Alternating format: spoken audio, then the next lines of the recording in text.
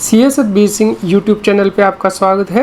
दोस्तों, बहुत से टैक्स पेयर के इनकम टैक्स के रिफंड नहीं आए हैं असेसमेंट ईयर 25-26 के लिए, उनकी रिटर्न प्रोसेस नहीं हुई है। तो इस वीडियो में डिस्कस करेंगे कि कौन से ऐसे कारण हैं जिसकी वजह से आपका रिफ़ंड नहीं आ रहा है, रिफ़ंड अटका हुआ है, वो रिफ़ंड कैसे आ सकता है, कौन से ऐसे काम हैं जो कि आपको करने हैं। तो दोस्तों, आप इस वीडियो को अंत तक ज़रूर देखें और सभी लोगों के साथ शेयर करें।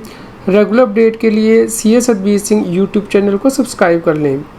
दोस्तों, जब आप इनकम टैक्स का रिफ़ंड अप्लाई करते हैं तो उस केस में आपको कुछ काम है जो करने होते हैं, जिसकी वजह से कि आपका जो रिटर्न है प्रोसेस होता है और रिफ़ंड आपका आता है। दोस्तों, यहाँ पे कुछ कारण है जिसकी वजह से रिफ़ंड अटक जाता है। सबसे पहले दोस्तों वो कारण डिस्कस करेंगे जिसकी वजह से कि रिफ़ंड जो है वो डिले से आता है।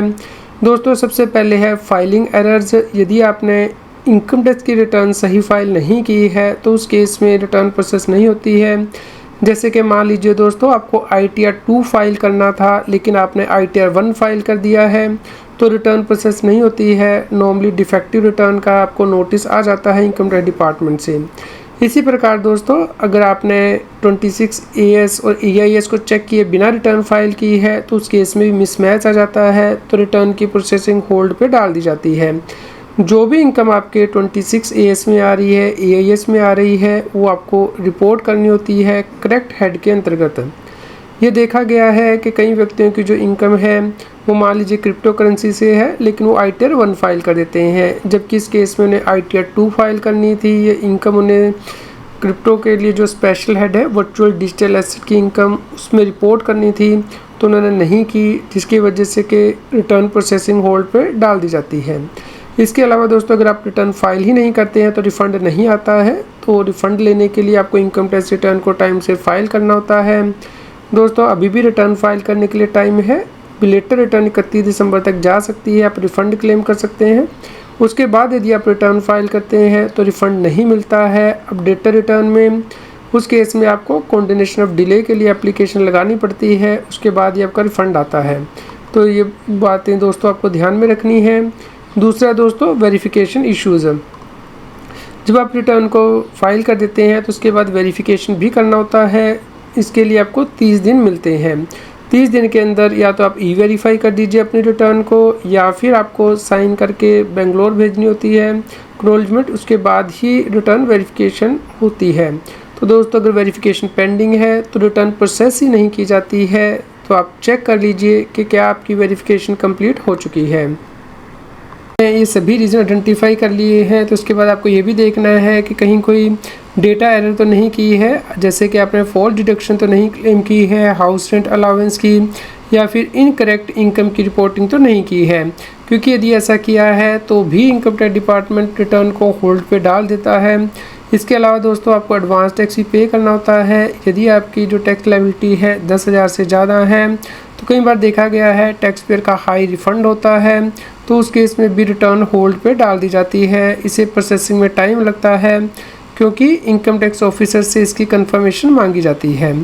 इसके अलावा दोस्तों, पर्सनल एंड बैंकिंग इश्यूज़ भी होते हैं, यानी कि कई बार आप इनकरेक्ट पर्सनल डिटेल वहाँ पे रिपोर्ट कर देते हैं इनकम टैक्स रिटर्न में, जैसे कि आपने रॉन्ग बैंक अकाउंट नंबर वहाँ पे डाल दिया है, या बैंक अकाउंट आपने एक्टिवेट ही नहीं किया है इनकम टैक्स के पोर्टल पे रिफ़ंड लेने के लिए, या आपका बैंक तो एक्टिवेटेड है लेकिन आपके बैंक में eKYC पेंडिंग है, या फिर आपका जो नेम है वो मैच नहीं कर रहा है as per pan, as per bank record, या डेट ऑफ बर्थ मैच नहीं कर रही है। तो दोस्तों, आपको ये सभी इश्यूज़ को रिजॉल्व करना है। इनकम टैक्स के पोर्टल पे आपको अपना बैंक अकाउंट वैलिडेट करना है, उसके बाद ही आपका जो रिफ़ंड है वो आता है। दोस्तों, जब रिटर्न प्रोसेस हो जाती है 143 का 1 का इंटीमेशन आ जाता है, उसके बाद 15 दिन के अंदर आपका रिफ़ंड बैंक में दिया जाता है SBI रिफ़ंड बैंकर के द्वारा। तो ये इश्यूज़ आपको रिजॉल्व करने हैं।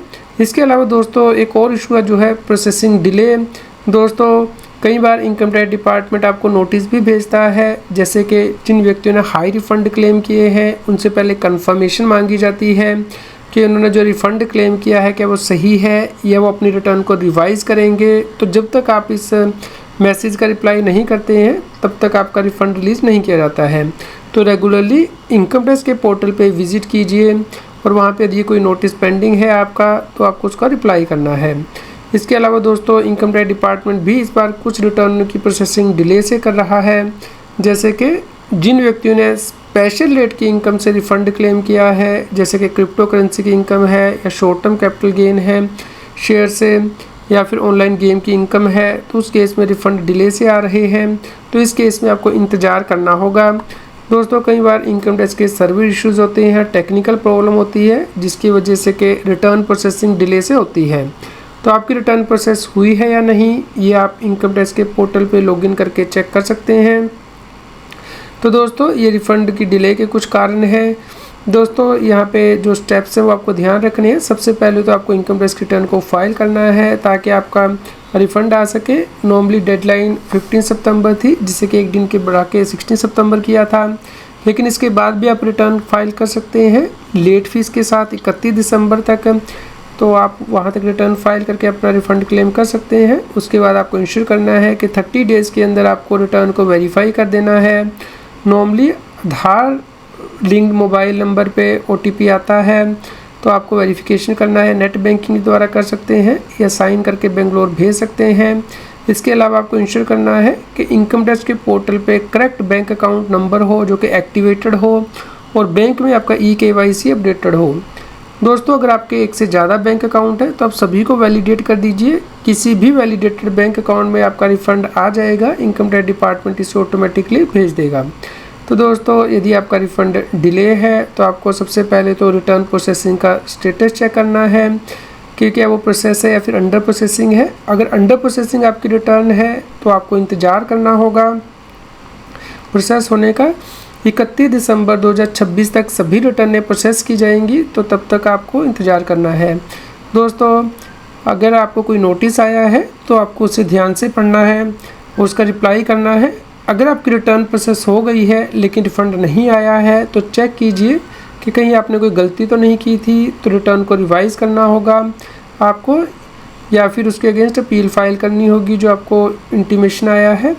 और दोस्तों आप अपने बैंक अकाउंट को अपडेट कर दीजिए इनकम टैक्स के पोर्टल पे ताकि आपका रिफ़ंड टाइमली आ सके। और इस केस में दोस्तों आप हेल्प भी ले सकते हैं, आप ऑनलाइन कंप्लेंट फाइल कर सकते हैं इनकम टैक्स के पोर्टल पे या फिर हेल्प डेस्क पे आप कॉल कर सकते हैं। तो दोस्तों यहाँ पे आपको ध्यान रखना है कि इनकम टैक्स का रिफ़ंड देने के लिए टाइम लिमिट है इनकम टैक्स डिपार्टमेंट के पास। 31 दिसंबर 2026 तक सभी रिटर्नें प्रोसेस की जाएंगी। कुछ व्यक्तियों को दोस्तों रिफ़ंड 2 से 4 घंटे में आ गया है, कुछ व्यक्तियों की रिटर्न एक दिन में ही प्रोसेस हो गई है, रिफ़ंड आ गया है।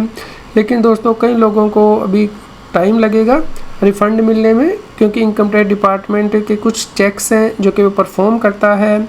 जैसे कि अगर आपका हाई रिफ़ंड है या टेक्निकल तौर पे रिस्की टैक्स पेयर हैं आप, तो उस केस में जो लोकल इनकम टैक्स ऑफिसर है उससे कंफर्मेशन मांगी जाती है कि आपकी कहीं कोई पुरानी आउटस्टैंडिंग डिमांड तो नहीं है या फिर कोई असेसमेंट तो पेंडिंग नहीं है। जब वो कंफर्मेशन दे देता है उसके बाद ही रिफ़ंड रिलीज़ किया जाता है, जिसमें कि नॉर्मली 60 दिन का टाइम लग जाता है, तो इसलिए आपको इंतज़ार करना है।